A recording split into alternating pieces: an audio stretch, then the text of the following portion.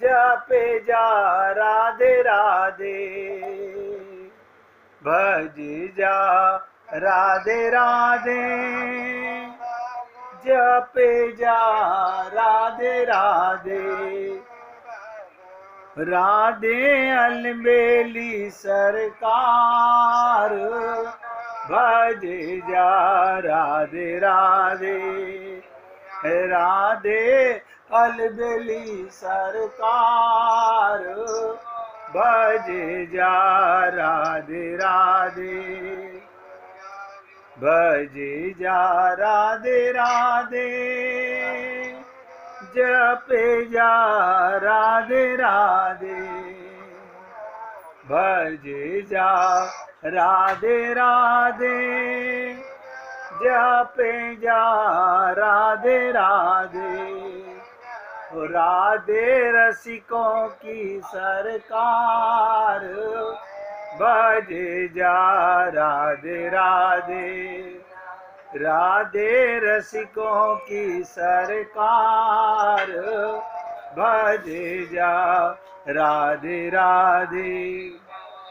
सभी पुण्यात्मा इस सेवक के द्वारा ये नारायण की जो कृपा हम पे आ रही है, मैं भी नोट करूंगा, आप भी नोट करो, सब भगवान की लीला है। माता क्या, पिता क्या, पति क्या, अरे बाबा आपके घर में नौकर ये भगवान है। ये वृक्ष आप देखो, ये वृक्ष आम का पेड़ कभी अपने आम नहीं खाता, ये भी भगवान की लीला है। हमें नजर आता है भगवान की लीला, क्योंकि उसमें भी आत्मा और परमात्मा उसके अंदर भी है। अब आप सोचो, वो पेड़, वो बीज, आम की गुठली इतनी मीठी कैसे हो गई? जब तुमने बोई थी वो तो मीठी नहीं थी, ये कैसे हो गई? इसलिए मैंने आपसे कहा, दो शब्द, जो कुछ भी हो रहा है संसार में, लीला और लीला में, जिस दिन आपकी ये जागृति हो गई, बहुत बड़ी छलांग लग जाएगी। तो भगवान को अपनी पत्नी, भगवान को कोई ऐतराज नहीं है पत्नी बनने में, आप खूब उनके मांग में सिंदूर भरिए। भगवान को ये नहीं कहते मुझे पति बनाओ, भगवान कहते हैं भाव की बात है, जो तुम्हारा मन पसंद हो बना लो। और आप सोचो तो ये कि जो भी कुछ संसार में बना हुआ है सब भगवान ही तो बनते हैं, वो लीला कर रहे हैं आपके साथ में।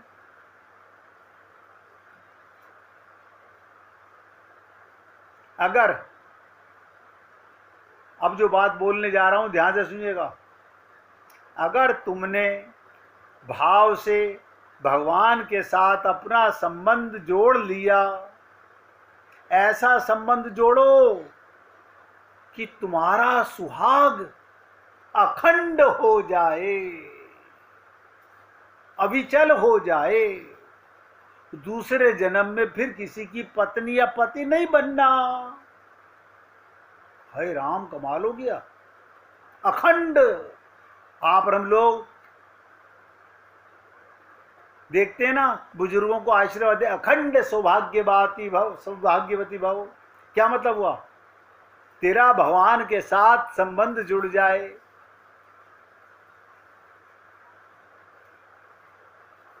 ये संत महात्माओं की कृपा है हमारे ऊपर। फिर किसी से ब्याह करने की, किसी माँ के गर्भ से जन्म लेने की, किसी को हाथ पकड़ने की जरूरत ना पड़े।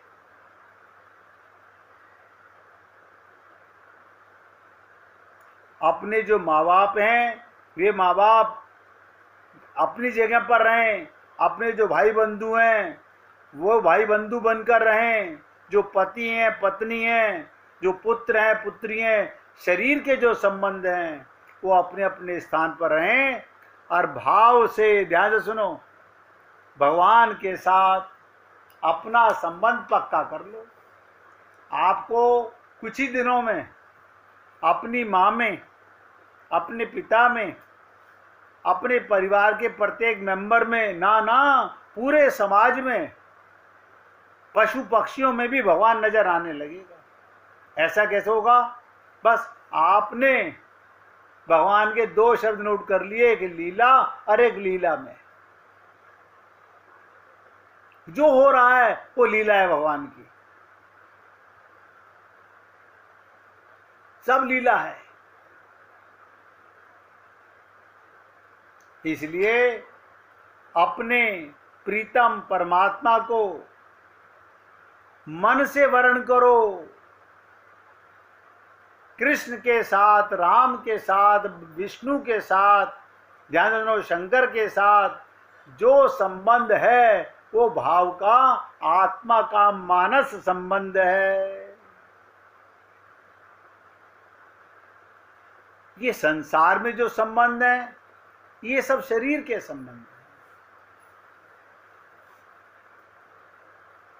हर तरह से ग्रहण करना चाहिए।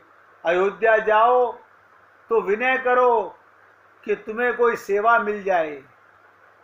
वहां भगवान महाराज है ना, द्वारिका में जाओ तो परिणय कर लेंगे, विवाह कर लेंगे, क्योंकि उनको तो आदत है विवाह करने की। भगवान को पहले 16,108 कर रखे हैं। आप करने के लिए जाओ, भगवान तैयार हैं। द्वारिका क्या है? विवाह की राजधानी द्वारिका है। आज देखो नया नाम बता रहा हूं। अब जब द्वारिका जाओ तो सोच के जाओ आज तो द्वारिकाधीश की पत्नी बनना है, क्योंकि उनका काम है। अच्छा कमाल की चीज है, किसी पत्नी को कोई ऐतराज भी नहीं है। अरे बाबा जब आगे आगे बताऊंगा, राधा कृष्ण से कह रही हैं प्रेम बांटो, प्रेम बांटो। बताओ कोई अपनी पति को कह सकती है पत्नी आप सबसे प्रेम करो? हाँ, हम तो कोर्ट के अंदर मुकदमा कर देंगे, हम तो तलाक ले लेंगे, हमारा तो सदा का युद्ध हो जाएगा। और राधा रानी ये रास किसने करवाया? भगवान की। भगवान के पास प्रेम नहीं था, ये राधा से प्रेम लेकर के प्रेम बांटा गया है कोई संसार में ऐसा? और मैंने आपको बताया द्वारिका में तो दूल्हे राजा बैठे हैं, जिसे पत्नी बनना हो वो तैयार होके जाओ।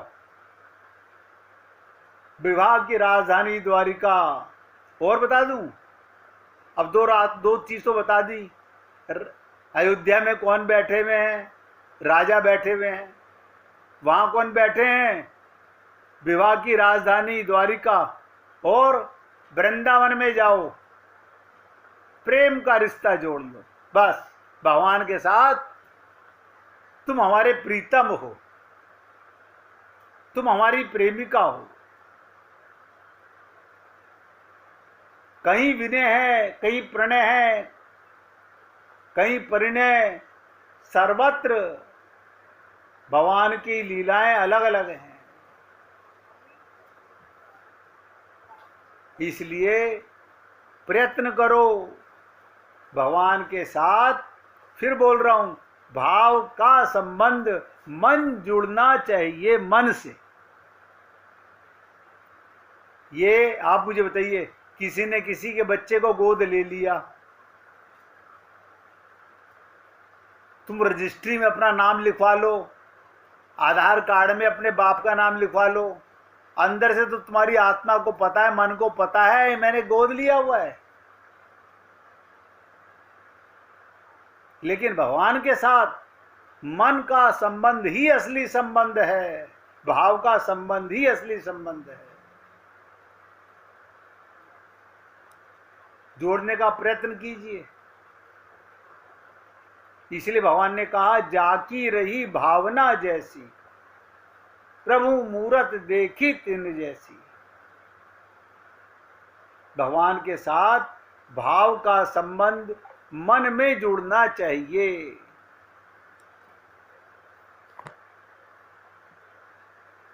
मन में जुड़ना चाहिए।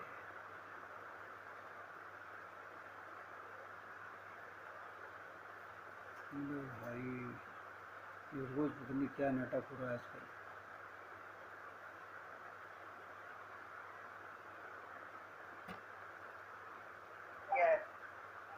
ध्यान से सुनना भैया, क्या करूं, इंटरनेट हमारे को प्रेम की चर्चा नहीं करने दे रहा। हम चाहते हैं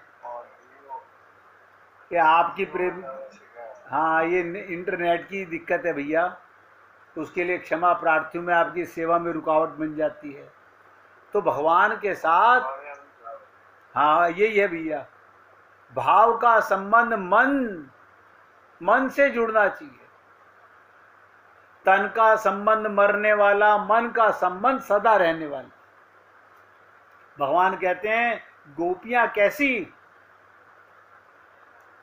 देखो भागवत में है, अहमेव आत्मा यासाम अथवा मई आत्मा यासाम, उनका मन मुझ में लगा है।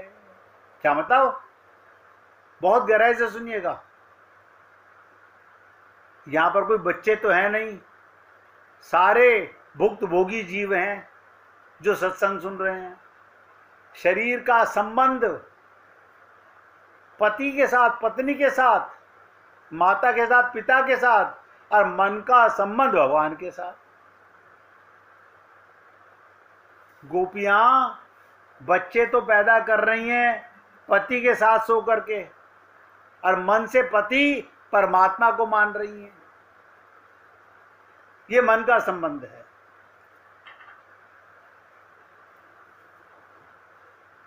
उनका मन, भगवान कहते हैं, मुझ में लगा है, अथवा मैं ही उनका परम प्रेमास्पद आत्मा बनकर बैठा हूं।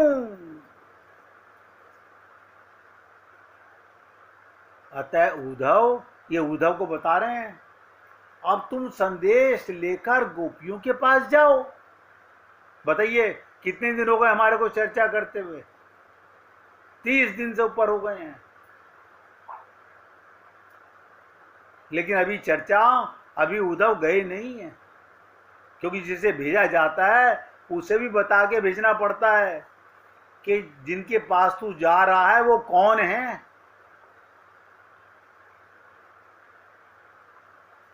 तो भगवान कहते हैं अब तुम संदेश लेकर गोपियों के पास जाओ, हमारे जो माता पिता हैं उनके लिए आनंद लेकर के जाओ। ये 3 शब्दों में कह दिया, पितरोनाम प्रीतिमावह, गोपियों के पास जाओ। ये बार 4 श्लोकों में कहनी पड़ी भगवान को। अपने माता के पिता के लिए तो एक शब्द में कह दिया, उनके लिए आनंद लेकर के जाओ। और गोपियों के पास, अरे बाबा, वो भगवान को नचा देती है, मोर बना देती। तेरा तो पता नहीं क्या हाल करेंगी।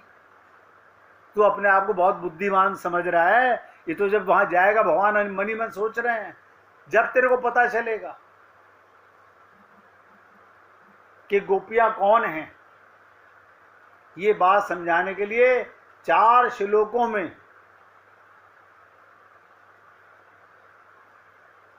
अब देखिएगा, ध्यान से सुनिएगा। हर वर्ष मैं सोचता हूं, हर वर्ष दिवाली आती है, हर वर्ष होली आती है, हर वर्ष दशहरा आता है। ये सब एक एक दिन के त्योहार। आप हम लोग क्या करते हैं, थोड़ी पूजा कर ली, थोड़ा भोग लगा दिया, आरती कर ली, रामलीला देख ली, रावण दहन हो गया, बढ़िया खाना पीना हो गया, मेले में भी खरीदारी और घुमाई भी हो गई। ये हमारे जीवन में रामलीला का महत्व है। अगले वर्ष फिर क्यों जाते हो रामलीला में? ये त्योहार प्रति वर्ष, शायद ऐसा वर्ष होगा जब हमें अचानक समझ आ जाएगी। एक वर्ष ऐसा भी आएगा, कैसा, जब आपको पता चलेगा, अरे यह रावण कोई और नहीं। ये जो हर बार में आता था रामलीला देखने, और रावण को फूकता देख के हम भी ताली बजाते थे। जब आपको पता चलेगा रावण तो हम ही हैं, सर्व तरफ हमारा ही तो दृश्य सजा हुआ है। लेकिन जैसे रावण ने मंदोदरी से कहा, राम तो मैं ही हूं, भगवान तो मैं ही हूं। वैसे यहां पर हम सब भी धन के अहंकार में, बुद्धि के अहंकार में, बल के अहंकार में अपने को राम घोषित करते हैं। आप बताइए, क्या स्वयं को रावण जान जाना सच में बुरा, अपमानजनक है? नहीं, यही तो आत्म जागृति है, यही आत्म जागृति है। ये अपमानजनक नहीं है, ये तो आपका कल्याण का मार्ग खुल गया। अपनी त्रुटियों को, अपनी कमियों को स्वयं देखना। अब देखिएगा, अगर आपसे कोई पूछे अपनी 10 विशेषताएं बताइए, आप उंगलियों में गिना दोगे। आप अपनी 10 विशेषताएं हम सब 1 मिनट में गिना देंगे। अब आपसे कहा जाए अपनी बुराइयां बताइए,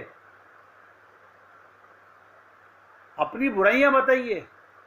आप बताइए, काम हम में नहीं है, क्रोध हम में नहीं है, लोभ हम में नहीं है, मोह हम में नहीं है, अहंकार हम में नहीं है, राग द्वेष हम में नहीं है। क्या नहीं है हमारे अंदर? रावण में और क्या था?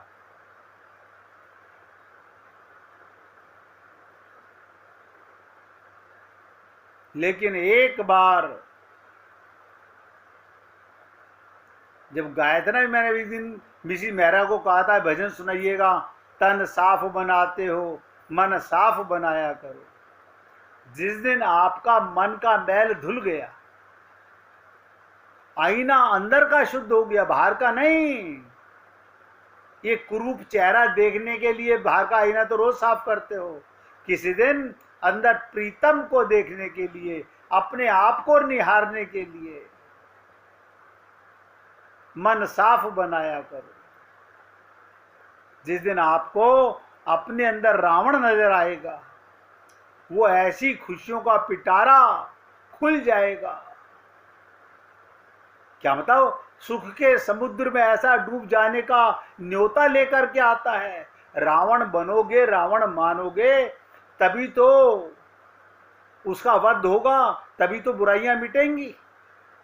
हम सब लोग अपने अंदर बुराई नहीं, बुराई को स्वीकार नहीं करते। अरे माना, हर जीव में बुराइयां हैं जब तक उसे आत्मज्ञान नहीं है। कोई संत महात्मा मां के पेट से संत नहीं बन के आता, वो गुरु की कृपा होती है, नारायण की कृपा होती है। जैसे ही आत्मज्ञान होता है, बता रहा हूं, सुख के समुद्र में ऐसा डूब जाने का न्योता लेकर आता है, हम झूम झूम जाएंगे। जैसे किसी को प्राणघात रोग हो गया हो, ऑपरेशन से बहुत डर लगे और साथ ही साथ ईगो पर चोट लगे, भला हमें ये बीमारी थोड़ी हो सकती है। पूरी जिंदगी सही से खाया पिया, व्यायाम किया, अनुशासित जीवन जिए, हमें ये रोग हो ही नहीं सकता। लेकिन जो मूर्ख है वो इसे झूठे अभिमान में सूली पर चढ़ जाएगा, और सियाना होगा वो ऑपरेशन कराकर भला चंगा हो जाएगा। आप देखिएगा, आपका जीवन का सबसे बड़ा ऑपरेशन किस दिन?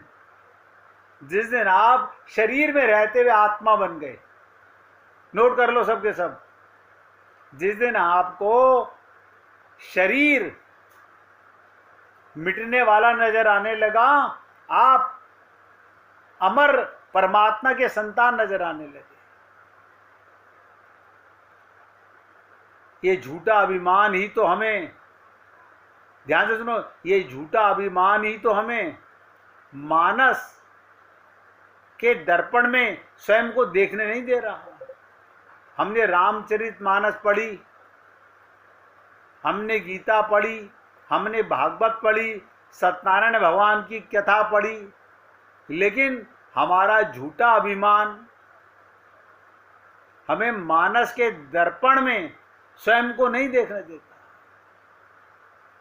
लाख बार कथा में सुनने के बाद भी सदा यही तो लगा, ये तो किसी और की बात हो रही है, रावण कोई और है। आप सोचो, बार बार सोचो कि रावण कोई और है या हम ही रावण हैं।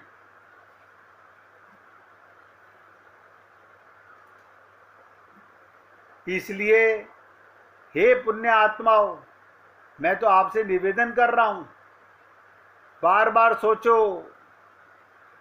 क्या हुआ, हद हो गई।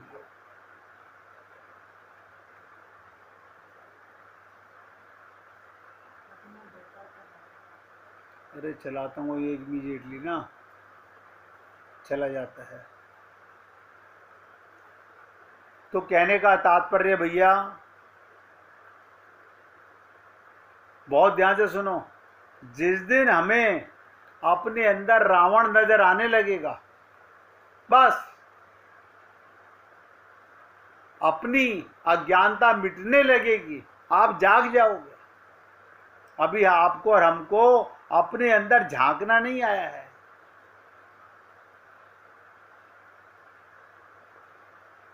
मानस रूपी, गीता रूपी, भागवत रूपी, गुरु के शब्द रूपी ये दर्पण